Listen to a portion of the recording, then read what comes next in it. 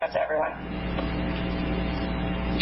Ms. Taylor, we're going to take a roll call to confirm that there is a quorum so we can start, okay? Okay. Colonel DeBoer. I'm here. Director Dion. Shannon Dion is present. Dr. Edinburgh. Present. Senator Edwards. Dr. Gormley. Present. Carl Hayes. Present. Delegate Herring. Present. Kristen Howard. Caroline Jurin. Present. David Lett. Present. Colette McEachin.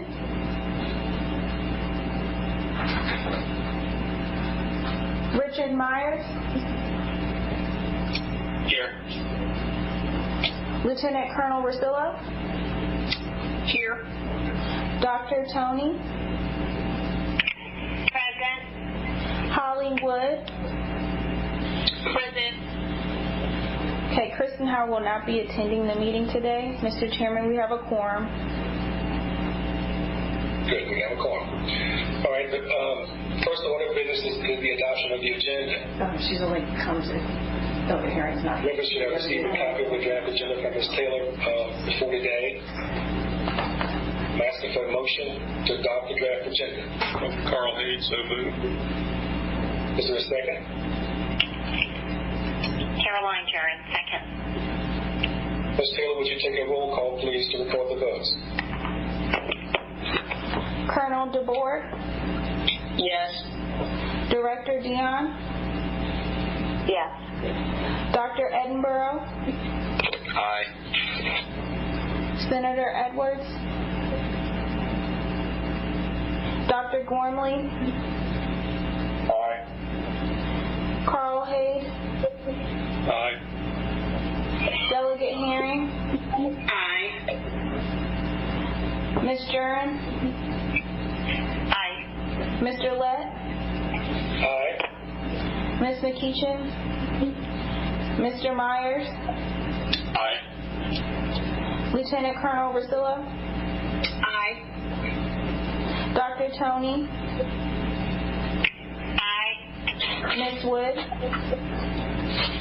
Yes. The motion passes.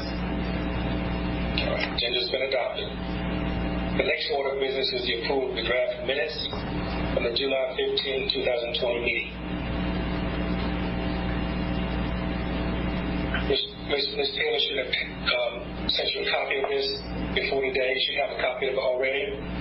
Are there any proposed changes to the draft minutes? Hearing none, hearing no. Carl Hayes, I move the adoption of the minutes. Good. The second? Gormley. Ms. Taylor, would you take a roll call vote for us, please? Colonel DeBoer. Yes. Director Dion. Yes. Dr. Edinburgh. Yes.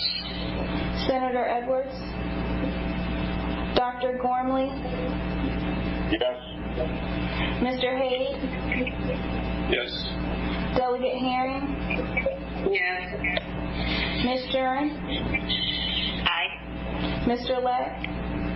Aye. Ms. McEachin. Mr. Myers. Aye. Lieutenant Colonel Rosillo. Aye. Dr. Tony. Aye. Ms. Wood. Yes. The motion passes. Good, motion passes. Next order of business, we're going to skip the board chair's report and go down to item 5, Director Jackson. Director's report from Director Linda Jackson. Director Jackson. All right, thank you. Sorry. That's all right. That's okay.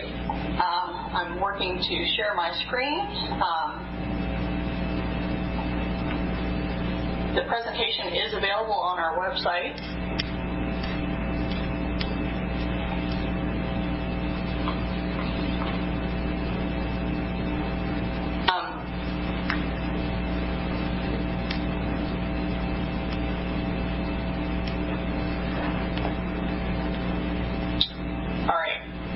You can now see my screen. I can see it. Okay, thank you. All right, well, thank you for this opportunity to present to you today about the Department of Forensic Science. The materials are available on the Forensic Science Board meeting and meeting minutes page, and that is the link in case you do not have them in front of you. Okay, so obviously there's been a lot going on over the past several months with dealing with the effects of the pandemic on working. As you all know, most of our work has to be done in the facility for the large majority of our staff because of laboratory testing. So we have been working in the office all along, although we've been trying to change our schedules to be more flexible so that we can increase social distancing and the like. But with the new temporary regulations from DOLE, we have now not only for the folks that have been working all along, but to continue on, we now have a policy put in place in conformance with these temporary standards, as well as we've done an assessment and provided training to all of our staff. We have classified some of the activities within the laboratory as medium risk, and other activities, the risk is mitigated from being any higher than that because of the environmental controls and such that we have in place, so that the highest risk is following all of our protocols is medium, and because people can move kind of in and out of performing these medium duties or being within 6 feet of someone, we've classified all of our staff as medium and have moved forward in that regard. So we did meet all of the associated deadlines for having these in place and for providing the training to the staff. There have been some other changes, in what we have been receiving, or with changes to the work volume and that type of thing. We have seen a drastic reduction in the amount of breath tests that are being performed out in the field. We have had all of our instruments appropriately calibrated throughout this entire pandemic, but as you can see, the number of breath tests that are being done in the field are significantly lower than during those same months in 2019. We have seen an uptick in the amount of cases that are submitted to our toxicology section.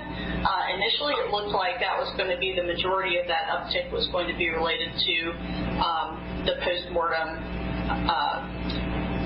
samples coming from the medical examiner, but there has also in the last couple of months been an uptick in the number of cases coming in for driving offenses for blood testing. We have offered some changes in the training that we normally provide. The two big sections that normally provide training are breath alcohol to all the breath alcohol operators in law enforcement agencies across the state. And we had canceled a bunch of classes at the beginning of the pandemic. Starting in late June, we have kind of retooled the class size and how we are doing those classes for the new operators. And we have added additional classes to be able to have the same volume since we have the reduced class size. We are offering an increased amount of online recertifications for breath alcohol operators, so that if you have done a breath test within a certain period, you can do that for our recertification online at this point instead of having to go to some site for that. Our forensic training section, we have resumed our Forensic Science Academy. The 101st session just began in mid-September, and they go through mid-November. And so there was a class in the summer that was canceled, and all of those students are being moved to a different class so that they will still be able to get this training. We do anticipate continuing to be able to provide 3 sessions of the Forensic Science Academy in 2021, and that is due in part to some funding that we have received from a JAG grant from PCJS, where we were able to enter into an MOU with them to be able to continue to fund our part-time trainer so that we would have the staff to be able to provide that 3rd section, which is critical to providing enough of these classes to make sure that we have someone in every law enforcement agency who has this training at all times. In the past couple of years, we have been offering training for attorneys and judges. That was canceled for 2020, and we hope to be able to resume that in 2021. Our capital project for our central laboratory that I've been reporting on for about 7 years now is actually really moving at this point, and it's very exciting. And we have gone through several of the design phases. We've completed both the conceptual and schematic design, and the architects have gotten approval to move into the preliminary design phase. And so the schedule is that they are scheduled to have the preliminary drawings to be submitted to Division of Engineering and Buildings over at Department of General Services by the 1st of the year. And this will, once all of the comments from DEB have been adjudicated, that's when the final budget for the project will be determined. And you can see by although we're very excited that this is really moving at this point, you can see from the timeline, that we are a few years out before we would move into a new building.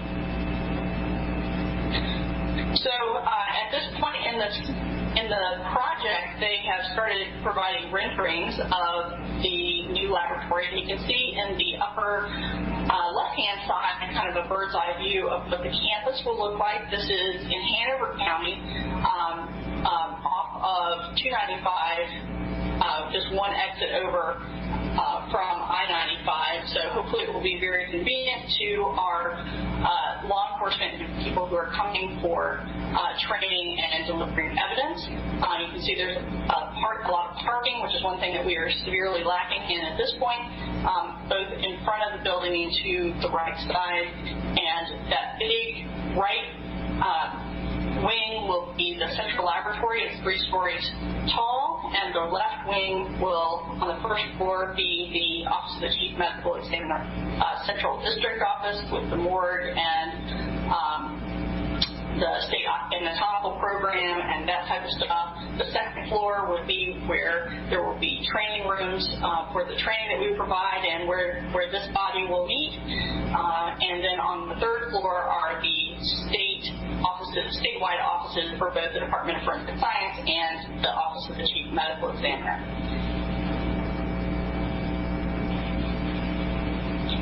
So I think everyone is aware that we are accredited by ANAB,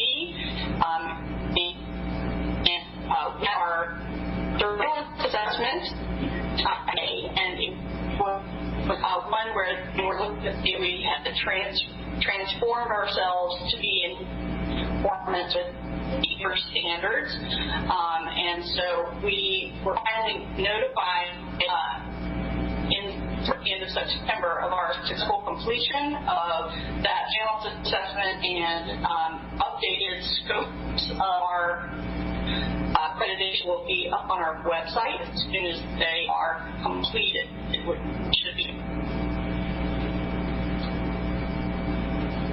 I had reported at the last meeting that we had notified of a Inspector General performance audit back in April.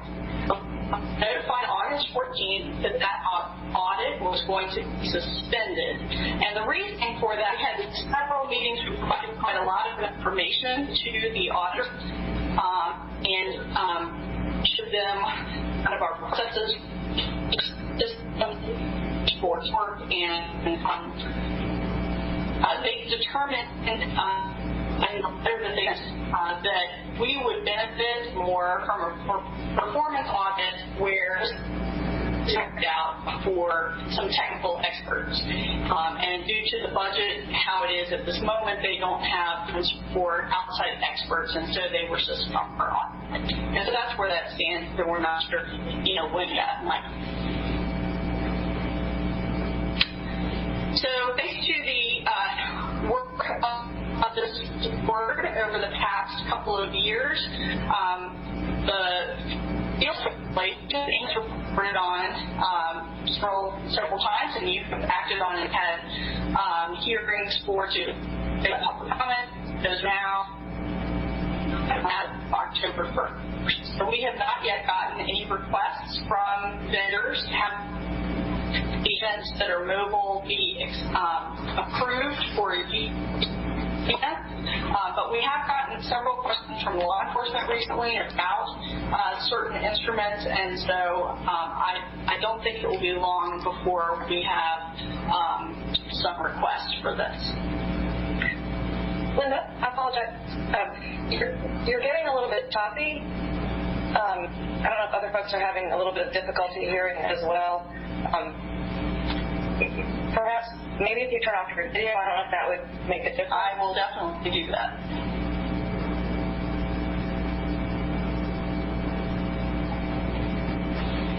Is that better? Don't know how. Might take a second to. It seems better. All right, thank you. So the department is continuing to recommend drug compounds to the Board of Pharmacy for their consideration in the expedited regulatory scheduling process. We did recommend 13 compounds in July that they considered at their September meeting, and they are awaiting final approval. A new letter today went out recommending additional compounds. These are compounds that we have seen in the laboratory generally, either in the seized drug section or in our toxicology section, and or are being considered federally for scheduling. So a new letter went out today, so Caroline, you can be on the lookout for that. All right, this is some exciting information. The Attorney General actually had a press conference last month about the completion of the testing part of the project for all of the historical PERT kits, or sexual assault evidence kits in Virginia. And so the Attorney General's office has gotten two different grants. First was the Danny grant that provided for the testing of all of the sexual assault kits prior to 2014 that had never been submitted to the department for analysis. And then the SACI grant, which was for the kits that were had been collected between 2014 and 2016 when the PERC Act went into effect in Virginia, which now mandates that almost all kits have to come to the department for testing. And so going back and getting all of those tested has been a monumental task. And so although the testing was done at the last month when the Attorney General had the press conference, we had not finished all of the reviews of the data that had come from the outsourced laboratory, Bodie. And so as as of September 29th, we have finished all of those reviews, and so this is the information of the number of kits that were tested, as well as the number of profiles that were developed in each project, and the number of hits that were reported to law enforcement.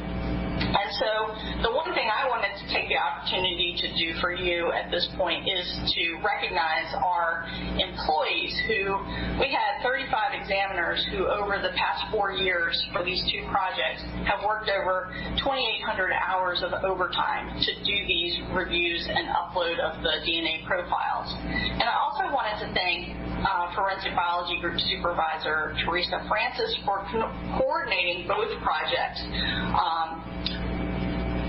for the testing and all of the reporting for the grants, which was it was a monumental task, and she has done that with a lot of grace and perseverance. I wanted to let you know that Dr. Jim Hutchings, our toxicology program manager, has been working with a team on the National Governors Association Learning Collaborative that Virginia applied for and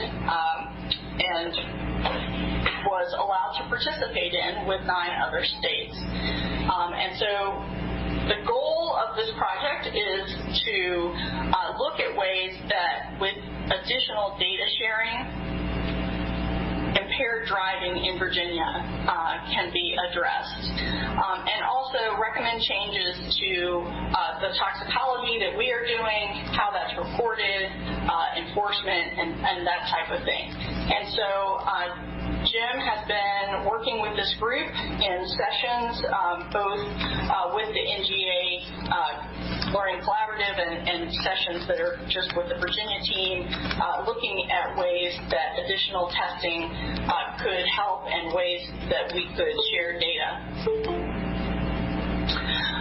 So one of the things that limits the amount of data for drugs in driving is that we do have a stop testing limit in Virginia, and this has been mainly to preserve resources, and that is that if the alcohol concentration in a driver is, and this is in blood, is above 0.1, then we will just report that value and move on and not do any drug testing. And so therefore we don't have a full picture of how many drivers that were pulled over for the potential for being impaired actually also had drugs on board.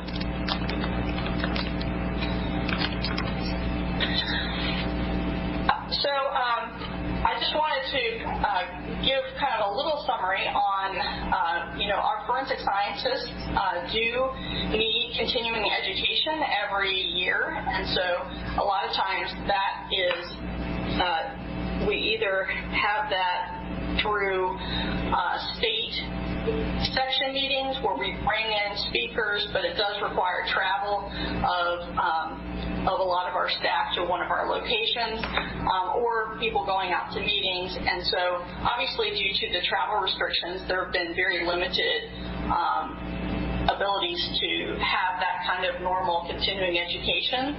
But luckily, everyone in the country is in the same boat, and so many of the organizations nationally have been working to provide online training. And so we've been taking advantage of that.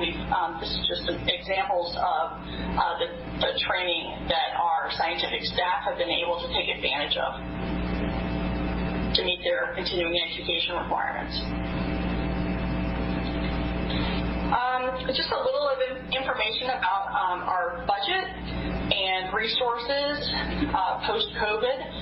We are still in a hiring freeze, as are other executive branch agencies, although we have an exemption for positions that are directly related to public safety. So Secretary Moran has given us an exemption for forensic scientist positions, evidence receiving positions, and data bank positions. And so we have been able to hire those types of positions. Other positions that are more administrative or support positions within the laboratory, we've been requesting exemptions on a case-by-case basis if there is a considerable need. We do have some positions that have been kept open for months. So we did pledge $300,000 for savings in fiscal year 20. That included some funds that we did not use for outsourcing drug cases, personnel costs that we had from vacant positions, and a couple of other items, reduced travel.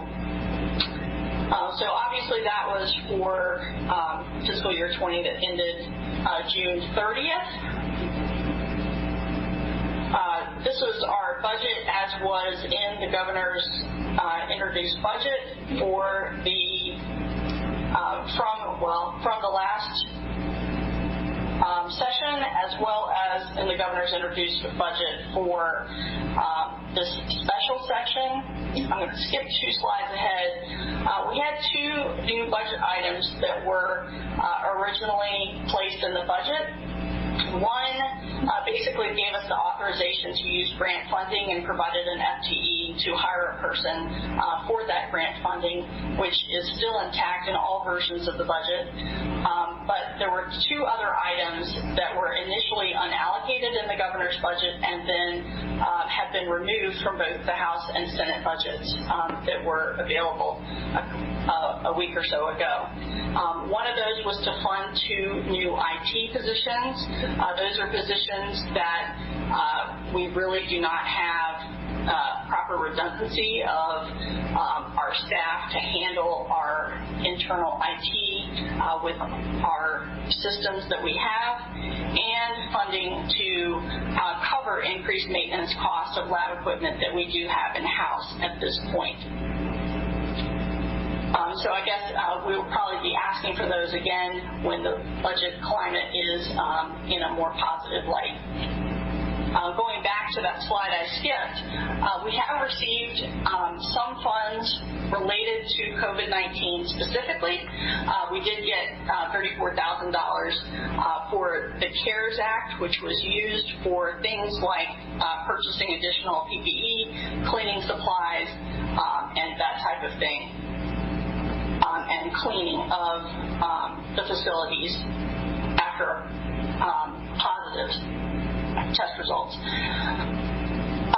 Most recently, we have received some coronavirus emergency supplemental funding, which is through DCJS, and both of the projects that were outlined in our application for that funding will allow for breath alcohol to be able to do their certifications more remotely.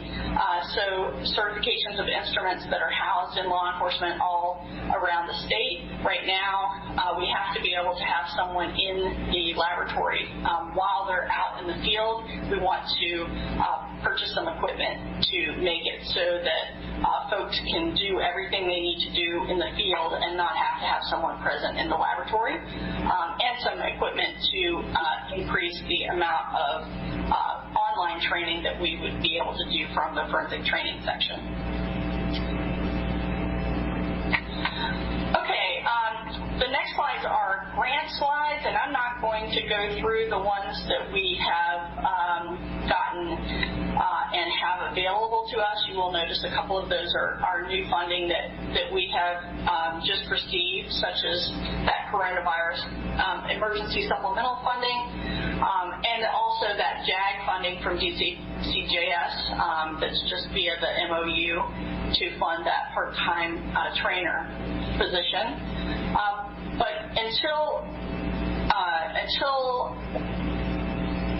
earlier this week, all of these grants were pending that are on slides 24 and 25, but we found out this week that we have received the Coverdell grant, that's the formula grant, the capacity enhancement, backlog reduction for DNA or CBER funding. We have received that. That's also a formula grant. We did not receive the Coverdell competitive grant to hire a forensic toxicologist trainee. So that we have not received. The SACI continuation funding or new funding under a new version of that